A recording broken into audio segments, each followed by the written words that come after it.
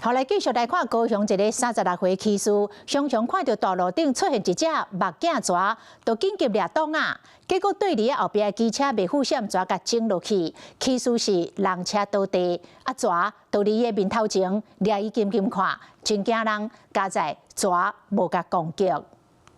烏多擺騎佇咧大路，常常看到一尾蛇佇咧掃，趕緊試擋啊！想袂到巧後壁車撞。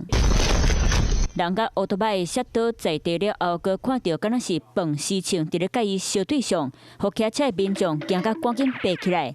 熱心的細台貨車嘛，歡迎擋佇咧路尾來保護其他民眾。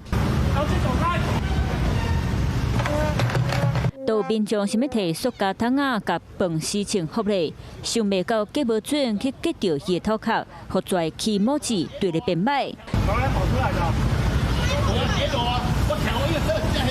現場看起來真危險，民眾嘛真無奈，攏唔敢越過。